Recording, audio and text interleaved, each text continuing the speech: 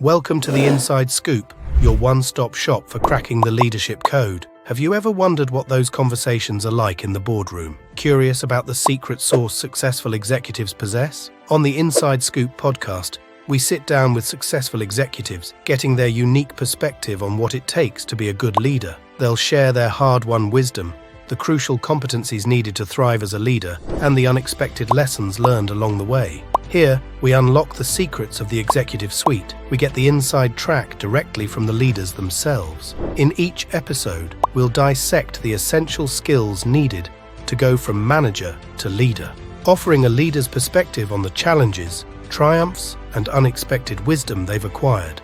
The Inside Scoop, leadership lessons, served fresh. Glad you joined us for this episode of the Inside Scoop. I'm your host. I'm Eduardo Bryant. Today, we're going to dig into what it is to be truly selling. You know, we think of sales as trying to get your product or service to the customers who need it. But sometimes salespeople just kick the tires. They're afraid to really go in and ask for the business or understand what it really means to romance a sale and to earn the right to get the business. Today, with our guest, we are going to get into that. If you hear something that touches you that you think about, we encourage you to subscribe and become part of our viewing audience. And as always, we encourage you to pay close attention because the story you're about to hear from our guest is nothing short of fantastic. So let's welcome in our guest. His name is Joe Rich. Joe Rich is the Chief Commercial Officer for Solvent Industrial Motion. And I tell you, he's got a great perspective on the sales organization since he's led many of them. So welcome in. How you doing, Joe? Great. Thank you very much for having me, Eduardo. It's a pleasure. And I'm sure that the audience is going to really enjoy hearing what you have to say, because when we think about selling, you got to sell something in order to make money. Even a grocery store is selling groceries. So at some point, you've got to do that. And it's not as easy as it always sounds. But before we dig into all of that, Joe, I always like to start off by asking this question. Being in your position as one of the chief officers of your company, you're obviously doing things to keep yourself sharp and on top of your game. Share with us, what are you reading right now? Sure. So I'm reading this book, Easy Money by Ben McKenzie. And the book is about cryptocurrency and about all of the misallocation of capital and fraud that's happened in that space over the years. And I chose the book because I really know nothing about cryptocurrency. I don't invest in it. It's not something that I've pursued. And so I like to learn about things that I don't know a lot about, especially when they're as relevant in the public eye as they are, as cryptocurrency is right now. You know, I don't know much about it either. And I'm sure a lot of listening people right now don't know a lot. So that's a book that we should pick up and if we want to educate ourselves. So good for you. Thank you. And, you know, as we think about what you just said is a key into my very next point, and that is you're trying to stay on top of things, learn things that you don't know. I can only imagine that where you are in your life and your career, that the way you got there was probably not a straight line. Might have been some bends and some curves and maybe even a couple of roadblocks that was in your way. Share with us, how did you, Joe, get to where you are today? Yeah, definitely was not at all a straight line or even an intended path. I was a second generation college graduate, second person in my family to go behind my father. And growing up, I had a couple of heroes. So one was my dad, and then the other was Darryl Strawberry, the baseball player.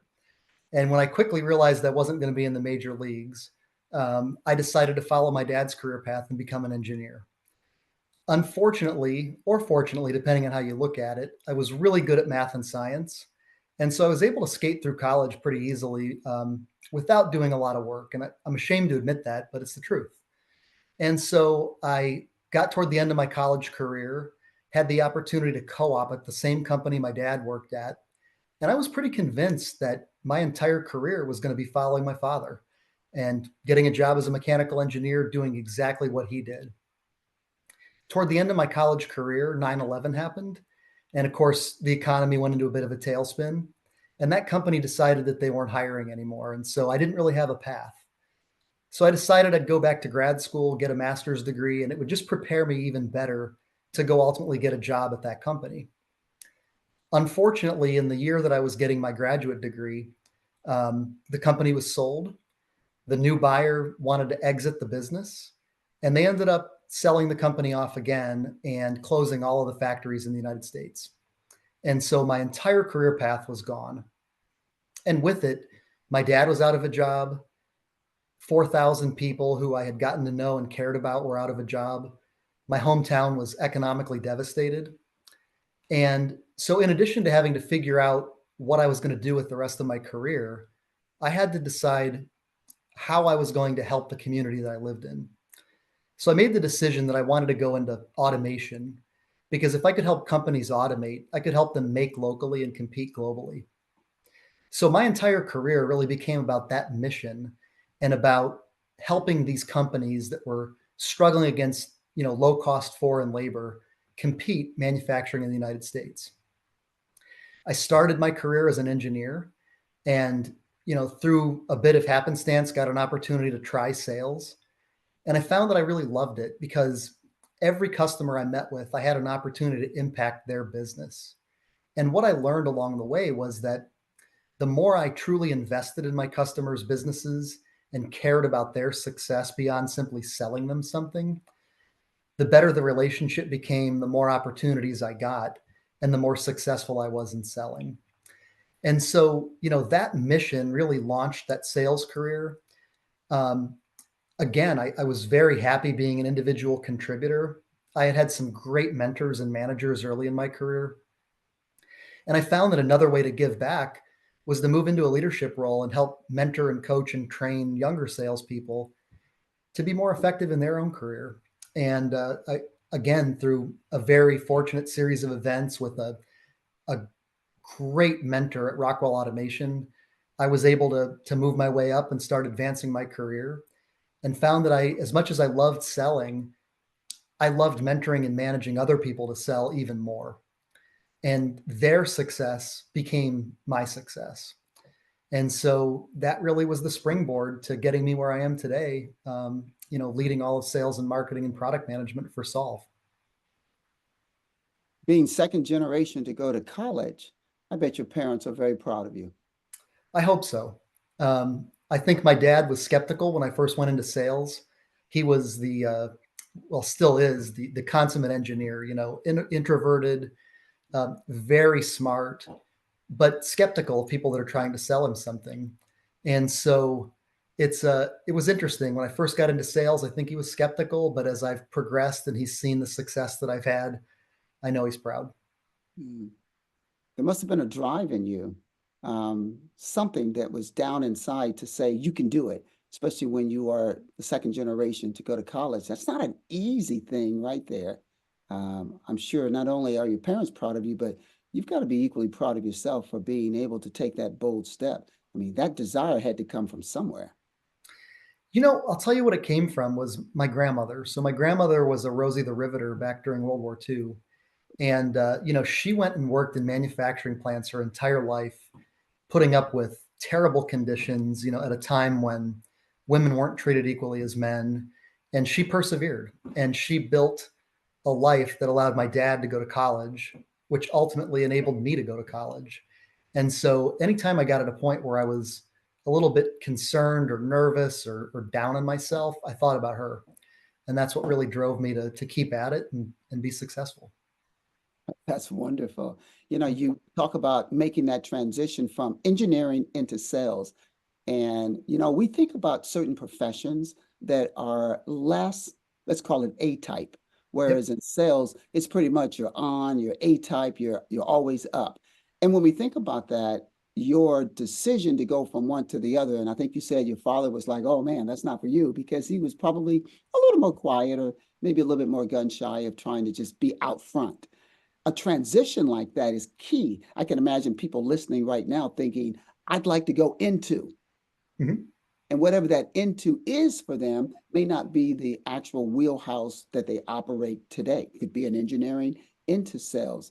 That transition, was it difficult? How did you do it? Was it something that was innate?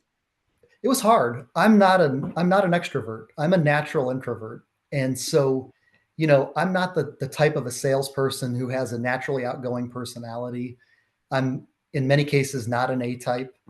And so what I had to do was really rely on what I was good at.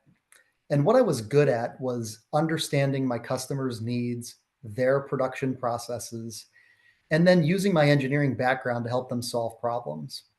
And I found that if I was able to do that, I was able to connect with my customer on a different level than my competitors were, who may have been better natural salespeople than I was, but didn't have the care for my customers' businesses or the technical aptitude that I had.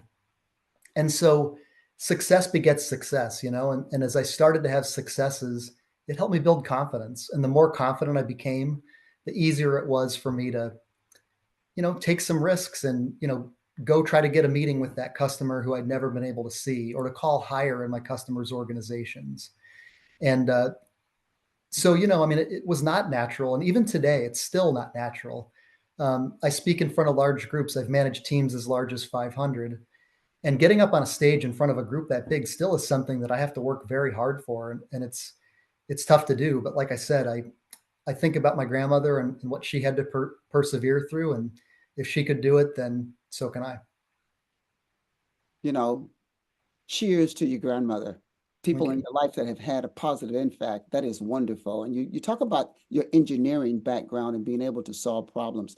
As we think about this particular episode and how we look at it from the standpoint of true selling, Mhm. selling has cross transferable skills. And it sounds like you've got those because look at what you did. You said you knew what you were good at and you knew how to help people solve problems. Is that not selling du jour? Selling Absolutely. is about doing that exact same thing, is understanding I'm trying to help you solve a problem. I tell people all the time, the only reason why the customer is meeting with you is because they believe, at least initially, that Mhm. you can help them solve a problem. If you can't help them solve a problem, there's no reason for them to see you. You're wasting their time. But if they think you can help them solve a problem, like you talked about your engineering background, and then understanding how in sales it's about making that connection. So that sounds like you were able to take something true selling and just make it almost part of the fabric of your life in this industry and as a career. Absolutely. I mean, I couldn't have said it better myself. Yeah. So I think about that and I say to myself, okay, here's a guy that is in a C-suite spot, and he started out, obviously, we call it carrying a bag, able to understand and help people get to the next level. So when you think about it from your standpoint, where you sit, what are some of the pain points that you would say, not only my company has these pain points, but I can foresee just even through my career that here are some areas that salespeople could really improve upon if they honed certain skills to make them a better salesperson. And it could be organizational, it could be individual, but clearly there are things that would make us better. What would you say are some of those pain points that you have identified? Sure. So I'll touch on four. The first one is, I believe a big part of my success was that I had a passion for the business that I went into. And I think so often people chase dollars and they chase careers that are, notoriously high paying as opposed to finding something that they love. In my case, I would have never been successful in sales in any other role or any other industry. It had to be the one that I went into because I had a deep passion for my customers and for the business. And so I think, that's one thing I would advise any seller out there is align with an industry, a company, and a set of solutions that you're passionate about. Second thing is um, sales has evolved just in the last 5 years with the COVID pandemic. And it's harder and harder to get appointments with decision makers following the lockdowns we had in 2024. And so that's one thing that, my company and I am still struggling with today is how do we get in front of meaningful decision makers at potential clients or even existing clients in the world of virtual meetings and limited access. The third thing is, in my industry, we've lost a lot of talent over the last 10 years just due to people retiring. The industry tends to skew very old, very late career. And so getting young people excited about coming into a technical discipline, it's challenging. Kids are lured by computer science and software and medical. Our business isn't sexy, but it still is a critical industry. And there are, is a huge component of GDP that's tied to industrial manufacturing, 12%. So, getting new talent, fresh blood into the organization is critical. And then the fourth thing is, I'll kind of lump a bunch of things together under just the professionalization of selling in our industry. So typically in our business, relationship went a long way toward driving revenue over the years. And as decision making has become more complex, more multifunctional, finance has gotten involved in much heavier in making decisions in our business. IT is getting involved in the electrical automation side much heavier than they were previously. And companies are much more aware of their indirect spend. Really having a disciplined process and a disciplined approach has become absolutely essential. The sales cycles become more complex. Engagement from our side of people from different functions other than sales has become essential to being successful.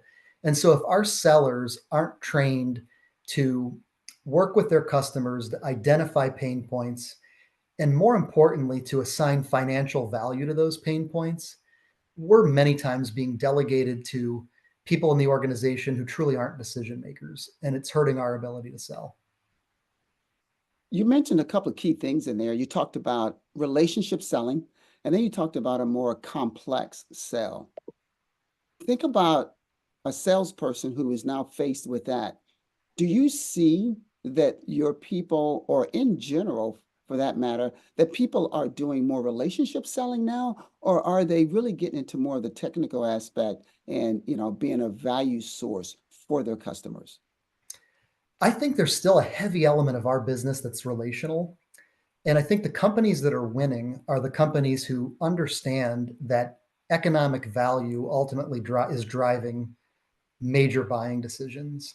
And so their sellers are better equipped to understand why a customer makes the decision they make from a financial standpoint, and are getting higher into the organization or further across the organization. I think that the organizations that are still relying on decades old relationships, they tend to get delegated and get a lower share of the customer spend than they should. So if we're doing true selling, for example, let's say we're talking about true selling, that is the ability to move either a product or a service. There's got to be some competencies that a salesperson has got to have in order to make that come to fruition. So we think about a salesperson has got to do a number of things. Obviously, they've got to do some things that help them understand their customers' needs. And when you do understand the customer's needs, it puts you in a much better position to have a real forthright conversation that shows the customer how their solution or product can help that customer solve a problem. So from that standpoint, think about what is it that customers need relative to what is it that a salesperson is trying to do? And how do we bridge the gap there? What should that salesperson be doing? What are some of those misses? Yeah, so I'll give an example of an industrial machinery manufacturer. So every industrial machinery manufacturer in the world cares about the same four things. Those four things are how they differentiate their equipment, how they design it, how they develop it, and how they deliver it. And that matters whether a company is making an industrial washing machine, a food processing line, an auto manufacturing line. Those four things matter to everybody. I think historically, we've really, most people in my industry have focused very heavily on the second and third steps in that process, which are how the customer designs their equipment and how they develop it. But in reality, all four are equally important. And so the first one, how a company differentiates their equipment, that's really a conversation with sales and marketing, talking about that company's customer base and why that company's customer base buys, how that company competes against their peer competitors, and how we might be able to add functionality to their machines that would allow them to differentiate against those competitors. The second phase, how they design the equipment, that's working with engineering and understanding how engineering designs each iteration of their machinery for maximum impact, how they design it the fastest, how they make their designs reusable and scalable for different customers. Third piece is the actual development of the machine. So how do they manufacture the equipment?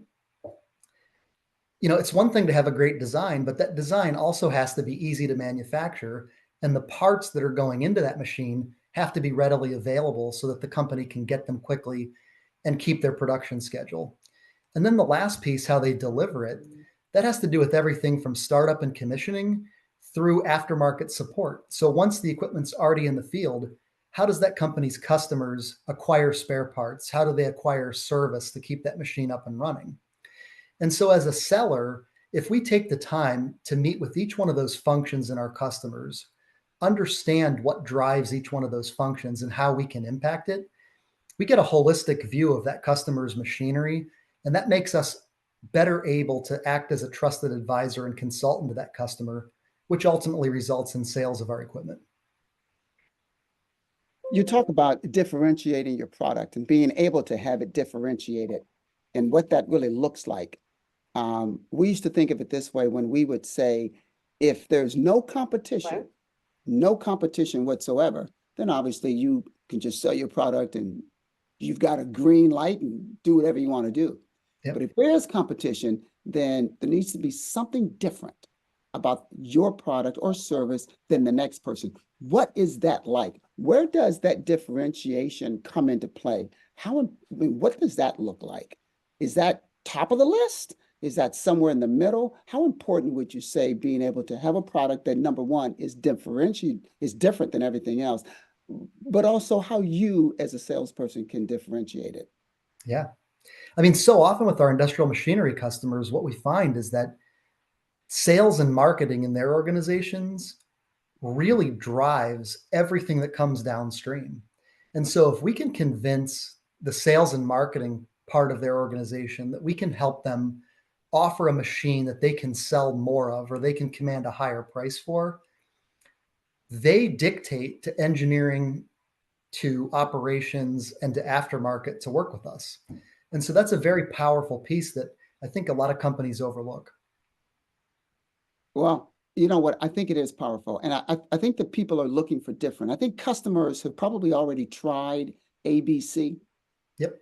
And they're looking for the D and the E, something that comes in that says, we're different and we're different for this reason. And I think about selling is, do the salespeople know how to show the benefit of their differentiation from their competitors? If they can't do that, just being different has no value to the customer. There's got to be a significant reason for being able to do that. I'll give you an example. Yeah. Back in my career, working in the diabetes space and the cardiovascular space, at one point in the diabetes space, everybody takes insulin with a needle. Now, if you're diabetic, then you understand this world and you know what it's like if you are insulin dependent to have to, poke yourself with a needle a couple times a day, sometimes more, and you have to ingest insulin that way. Well, then they came out with something completely different. Inhaled insulin. It was supposed to be revolutionary. It was supposed to change the landscape of how people now ingest and take insulin. I mean, imagine if you were given a choice, Joe, and it said, all right, you can either give yourself a shot 3 or 4 times a day, or you could just inhale it. It's a no-brainer, right? Mm-hmm. Can you find inhaled insulin anywhere on the market today? No. Why not? That was totally something different. So given that example, and there are some reasons for that, obviously, but given that example, when it came out, they needed to really paint the picture of why it's better to do it this way. So I give that example to bring it full circle to say, when there are products that are different, you've got to be able to seize on that moment and help the patients, or the people rather, see the value in doing something totally different. Have you seen that to be an issue? Absolutely. I think so many people in the technical sales world are great at talking about the product itself and the different features that the product has that may be different than what the competitor has. The issue is tying those features to economic value. And that's a struggle for a lot of folks. And so, really working hard on developing ROIs for customers in specific industries has been critical to me in my success over the years to demonstrate that economic value and why the customer should consider an alternative, why those functions and features matter. So let's take salespeople in general. Yep. Let's just look at, doesn't matter the industry that you're in, neither does it really matter your tenure, but just the function of the job that you are performing, which would be in this case, sales. So let's take those people and kind of put them all in one category. Given that there's a management component to it, somebody is leading that sales team. Somebody is overseeing and making sure that things are getting done.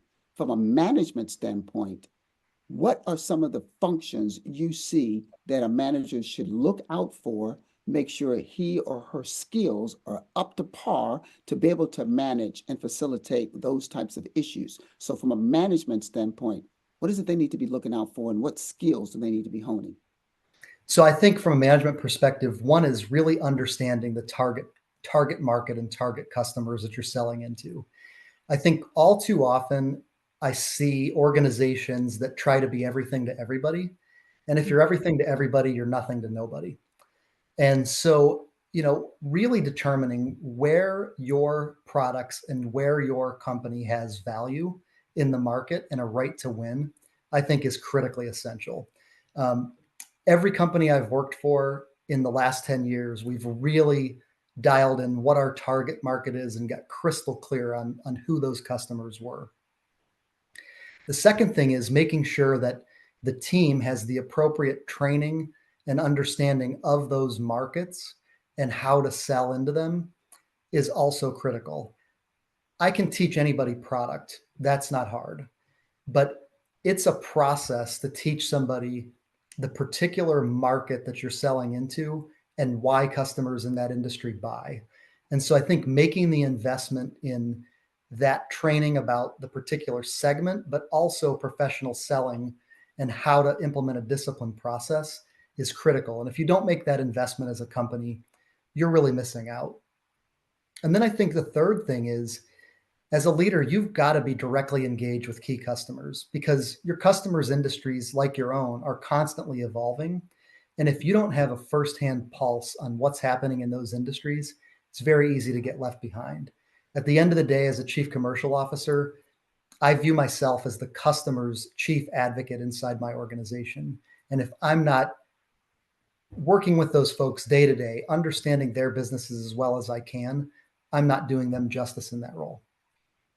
So you're talking about absentee managers. Yep. And there's many of them. The sales team doesn't see the manager for 2 months. Yep. Wow. Let me know if you agree with this or not. Yeah. A manager should understand what his or her primary role is, and that role is to bring new talent into the organization and to train them to be top performing and efficient at their job. I totally agree. I ask for that simply because we find in management that that's one of the areas that when you ask in an open forum for managers to say, what do you think your chief job is? Do you know that answer rarely comes up?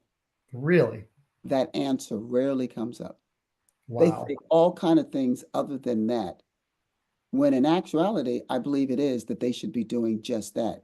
So if you think about it, having your career in the chief operating officer, a commercial officer, excuse me, in that position, how much hands-on can you really have, or do you have, because you're going to have layers down to the point where you get to the sales force? It's an interesting question. And I think all too often when you rise to this kind of a level, there's a natural pull toward an internal focus. You've got all these different stakeholders you have to interact with, whether it's the CEO who I report to, whether it's our board. But at the end of the day, it's critical in my role to make sure that I'm available to my team and proactively spending time with them. I pride myself on above beyond even many of my individual contributor employees making the most sales calls in my company, and traveling with my team. The best way ultimately that I can coach and mentor them is by being with them when they're in front of a customer and observing what they're doing, and helping guide them to manage the process and the customer in the best way possible. So it's a challenge. It's something I've struggled with pretty much everywhere I've gone. But I really believe that the biggest value I have is being out front with my team, with customers, for the customer's benefit, for my employees' benefit and development, and also for my own company. And so it's something I work very hard at to make sure that I do. Earlier, you talked about how coming from engineering into sales and how you didn't have that really big, let's call it A-type personality. Now you think about as a manager and you're managing a team, there's a lot of diversity in that team. There are those that are, got a bigger than life personality. And then there's the one that's a lot more quiet. Mhm. So managing the differential between those two is a challenge. So as a leader, as a manager overseeing a team of sales reps, how do they handle that? What can they do to help them recognize that you don't have to have that bigger than life personality and be the most, vociferous person in the room in order to be successful? Success can come in many different forms, even a more quiet one.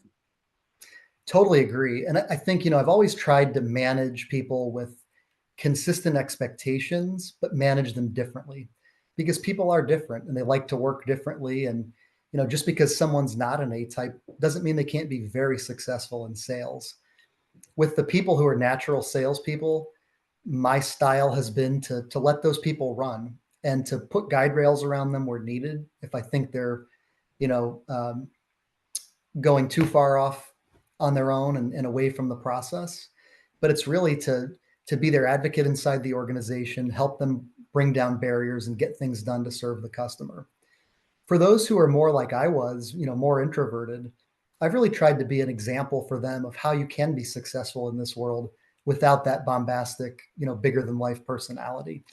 And so I think the best way to do that is by traveling with them, showing them how I conduct myself in front of a customer, sharing tips that I've learned along the way for how to get over, maybe that fear or, that nervousness when you go in front of an important customer or a large group of people. And that's served me pretty well. And I So think, the other piece to it is for people who are unsure of themselves, giving them a framework and a sales process to manage to really helps them have confidence in what they're doing. Because by managing a process, they can celebrate little successes along the way, and that builds their confidence. you just answered the question I was going to ask, which is around for those who consider themselves to be introverted, yet they'd like to maybe get into sales, but they're afraid. They think that they can't do it because they find themselves to be a little bit quieter. And I think you just answered it by saying, giving them a sales process by which they can measure their progress. And that allows them to have those wins. So For sure. taking it from that point, if you are introverted and you're thinking that, yeah, I can do this, or no, I can't do this because I'm not like the people who they know who are in sales, because we all have friends. I mean, we Mhm. all know somebody who sells for something, right? We know Sure. people who are doing that. And so from a management standpoint, being able to, and we talked a little bit about it earlier, recognizing that there are transferable skills. There are people that have skills that would be truly beneficial. And I think one of those skills, and let me know if you agree with this, is being able to make people feel important. If Totally agree. Yeah, and if you can do that and let people know that they've got worth and value, I think then you can have a illustrious career in sales because, like you said earlier, you can teach the product. We do 3.5 week long product training. So we bring a person in, you can teach them about whatever it is in a good 3 weeks or so, and they can be very good at it. But what I find to be more of a challenge, and let me know your thoughts around this, are the people who don't have certain social skills like emotional intelligence or very low in that. I find that those types of things are a little bit more of a challenge to really build up in a person to get them to be successful in sales. Your thoughts around that? Totally agree. I mean, the greatest sales pitch in the world, the smoothest talker in the world might be able to sell you a used car once, but you're probably never going back to buy another car from them. In B2B sales, in my world, relationships matter, and being able to maintain a long-term relationship with the client is critical. You can't do that unless you can make a connection with that individual and unless you can demonstrate that you truly care about their outcomes as much as your own. And that goes to that old saying, I'm sure you've heard it before. People don't care how much you know until they know how much you care. That's exactly right. And if you can care for people and let them know that, then that will help them to partner with you in whatever solution you're bringing to their organization. I, I want to, in the last few minutes that we have, I kind of want to take you down a different road, if I may. Okay. And that is, as we think about people who are in this industry of sales and what they are selling, we find that people kind of job hop.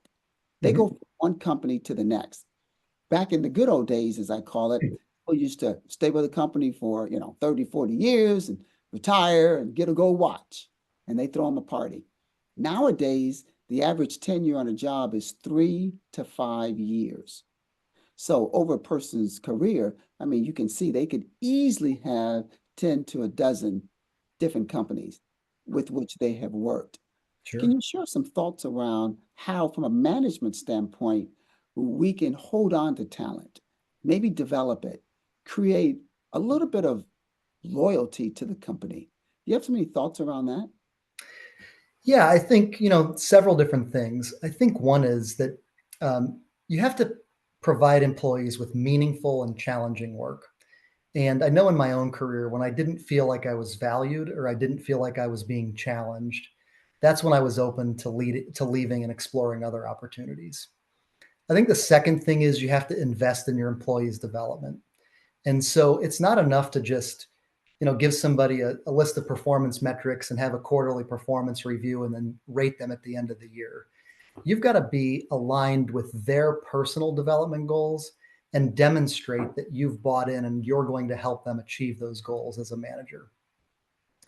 I think the third thing is that compensation has to be not only at the right level, but it has to be transparent. I see so many companies in the sales world who've created these sales compensation plans that, although they might be really beneficial to finance, the team doesn't understand them. And so, you need an Excel spreadsheet and a decoder ring and a Rubik's Cube to try to figure out how much money you're going to make. Sales compensation plans should be simple. And I agree they should be aligned to a quota and to the company's financial objectives. But they should be so simple that when a salesperson walks out of an appointment with a customer, if they've closed an order, they can simply get their phone out and figure out right away how much money they're going to make. Because ultimately, most of us in sales are pretty heavily motivated by compensation. And then I think the last thing is people want to feel a part of something bigger than what they are.